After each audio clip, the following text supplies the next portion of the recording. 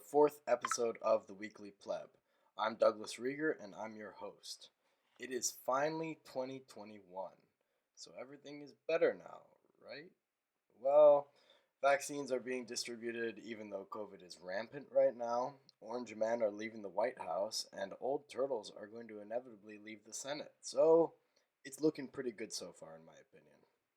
In this era of pandemics, I think it's super important that we're conscious about how we take care of ourselves and monitor our health.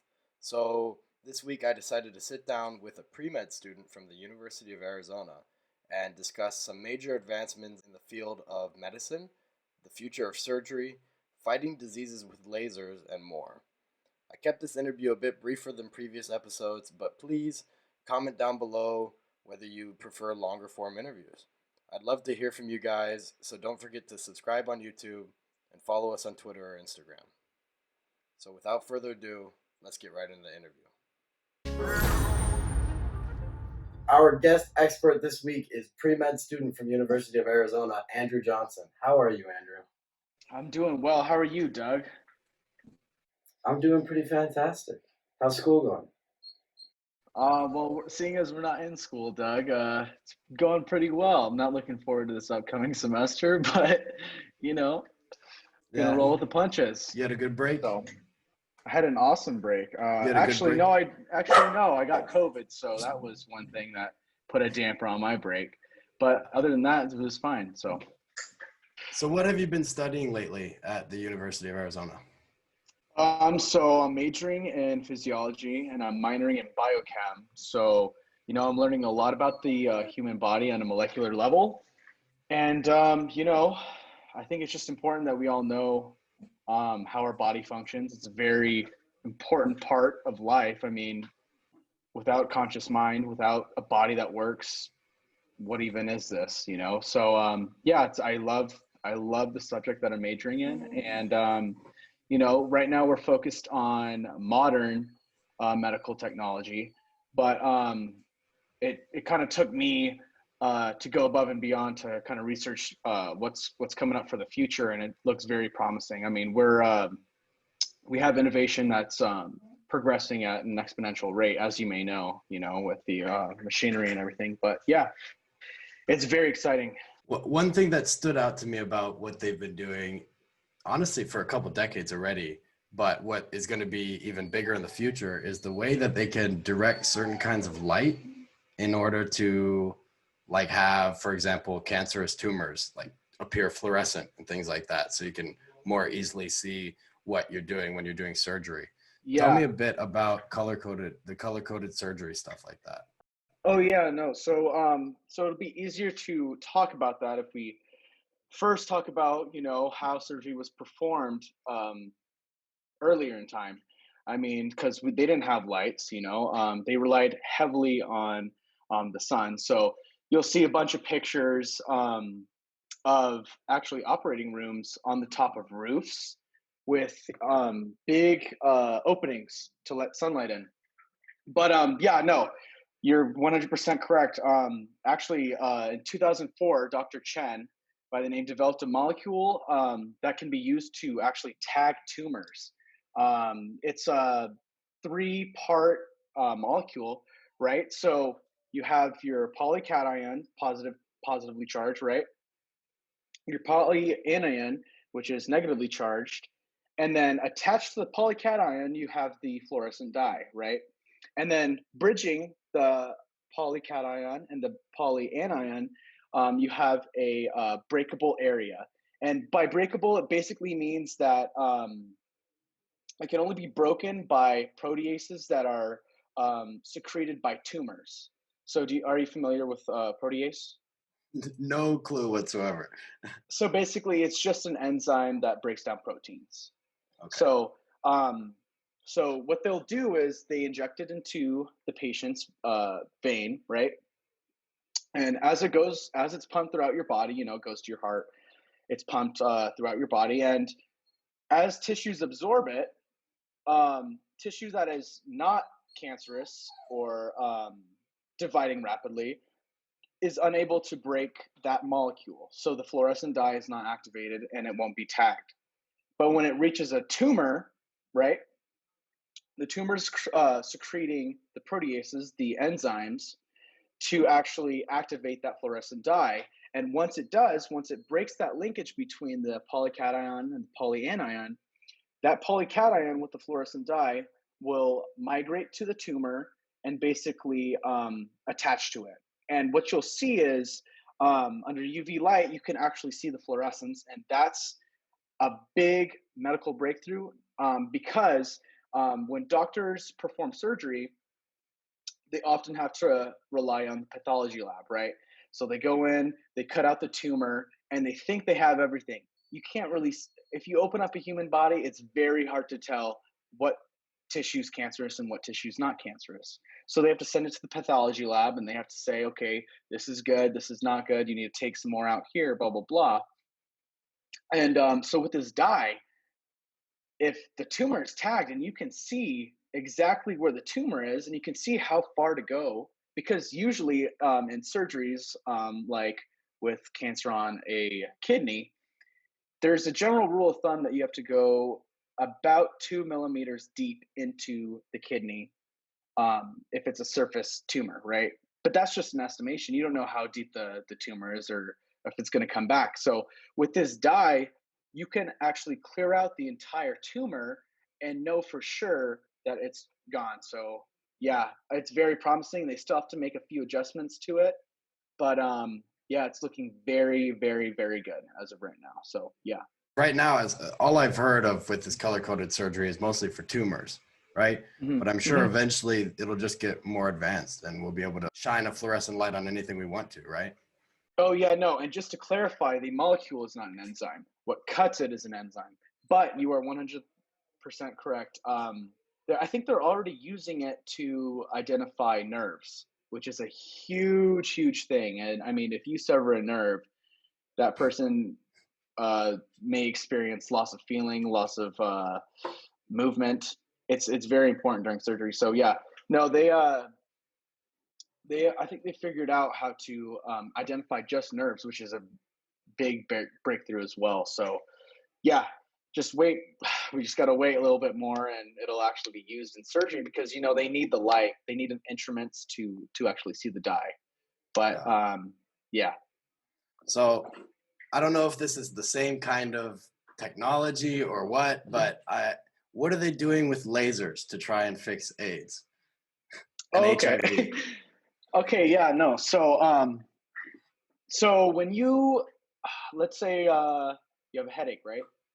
Not You right go now. to your not right now, but let's say you have a headache. You go to your pantry and you take some pills out, pop them in your mouth, drink some water, and you wait, right?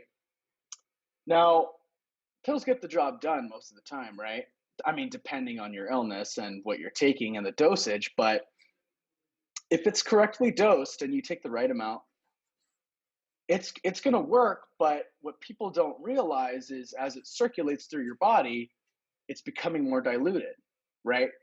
And in certain areas like your lymph nodes, which filters your interstitial fluid, and your nerve and your central nervous system and your lungs and all that, it actually um, stays there if you know what I mean. So that's that. Like it's a big. Those are big reservoirs for different types of viruses and stuff like that. Is what I'm trying to get at. Such as HIV, like how you what you just mentioned. When people take the HIV medication, um, it's trying to keep more HIV infected cells dormant, right? And where these dormant cells reside are in the lymph nodes, your lungs, your central nervous system, stuff like that. So when you take pills and it becomes diluted, that medication that's getting to those reservoirs that I just mentioned um, isn't as effective. So what you just said about the lasers is so people have actually taken HIV infected cells, right? They put them in a petri dish that is soaked with medication, right?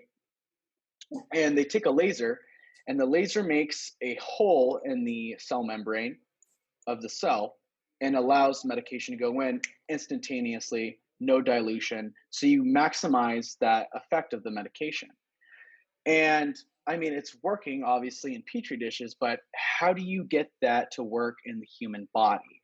So right now they're experimenting. They haven't gotten it fully, but they have a three-piece machine that they're planning on using, right? So you have the first one is your laser, right?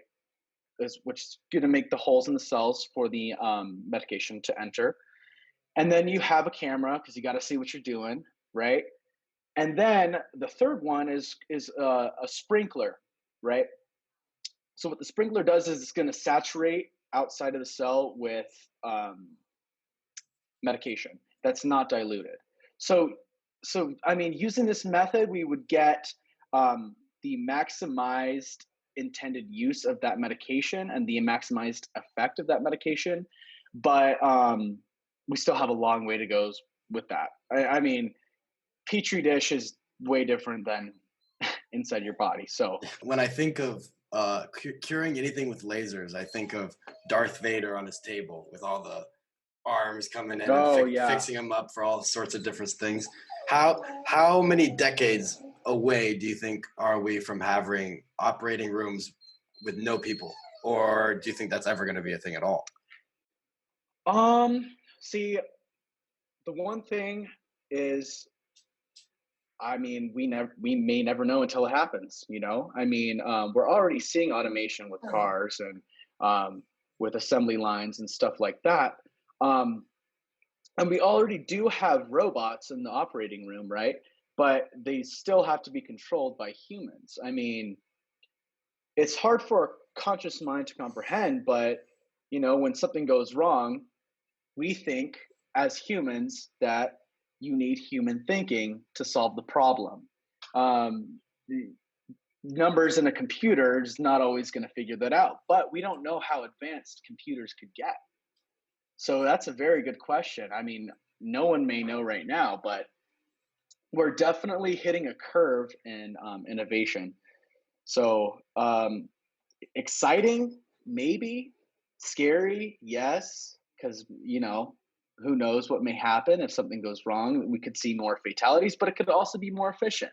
And then you also get into, if you automate everything, what's the point of humans? What's the point of currency? And you get it's a whole different discussion, right? Yeah, But that's the fear of automation in general right now. oh But yeah, yeah, no, for so sure. you think it's a more realistic possibility that a lot of these operating rooms will continue to have like a hybrid human robot atmosphere?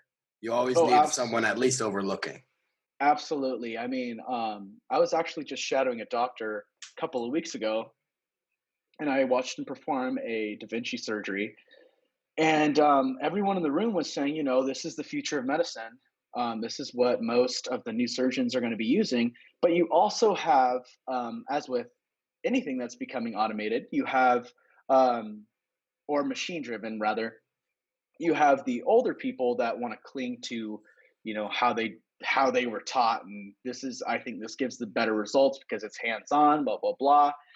But yeah, no, for sure, we're gonna see more robots in the operating room in the next decade, 1000%, and it's only getting better. So Do you think that automation is going to put a stranglehold on the amount of medical students that actually make it in the field?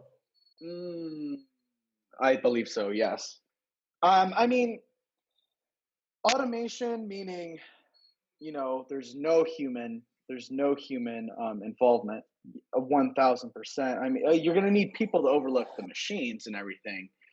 But oh yeah, no. I mean, it's kind of scary seeing, you know, if it goes to automated, then the demand for humans in that field will definitely 1000% plummet. Yeah, Yeah. no. So um yeah, even you know, even with the robots, um they're looking for people that, you know, are able to adjust to this new way of surgery and are able to learn and are, because it's a steep learning curve. You know, I've talked to some surgeons that have used this machinery, and it's a steep learning curve, but you know, they said once they got it, it was very efficient. I mean, you're finishing surgeries faster, right? So the patient isn't under anesthesia for as long as they would be, if you weren't using it. So there are a lot of upsides to, this robot being in the room. But what does that mean for the other Us. people that are employed? Yeah, Yeah. yeah, humans. Yeah. So, and I mean, you also have the medical assistants and people handing the doctor tools. Could that possibly be automated too? Is another thing, is because it's not as complex as cutting someone open and performing surgery. So if you could automate that, then you're getting rid of more jobs. So yeah. And I mean, I feel like part of the problem too is that, I mean, you would know better than I, but you guys mostly work on like those plastic dummies, right? With Yeah. the guts inside, and that feels like kind of an archaic or a bit outdated way to learn the human body. So, what kind of things have they been working on to improve the learning experience when it comes to anatomy and medicine? So yeah, you're correct. We do use the plastic models, right?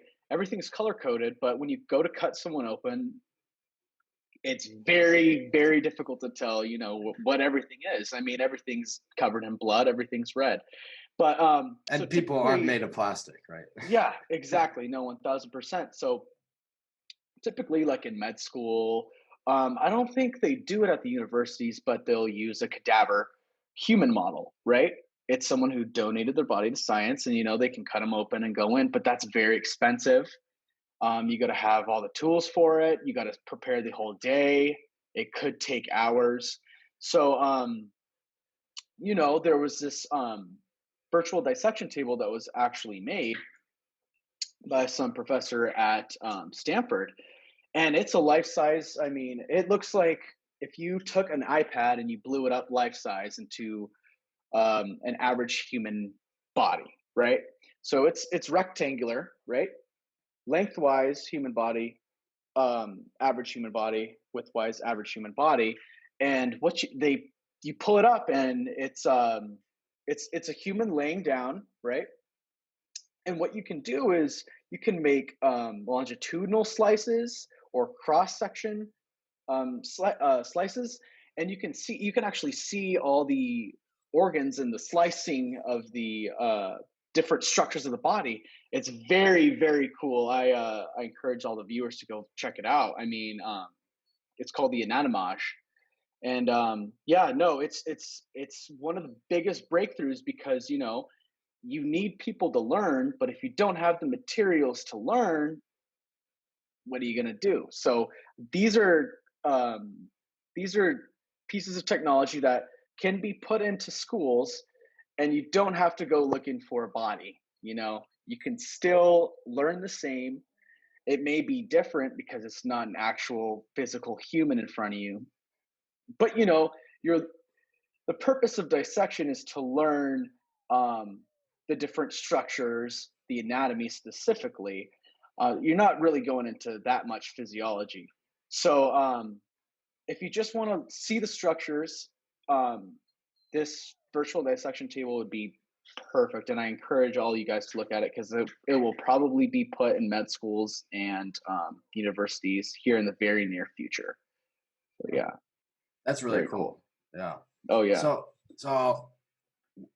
if there was one thing you could recommend to the people about health in these times of pandemics and everything, about taking care of yourself, what would you say? Wear your mask. But physical exercise, 1000%. We're coming into an era where technology is huge.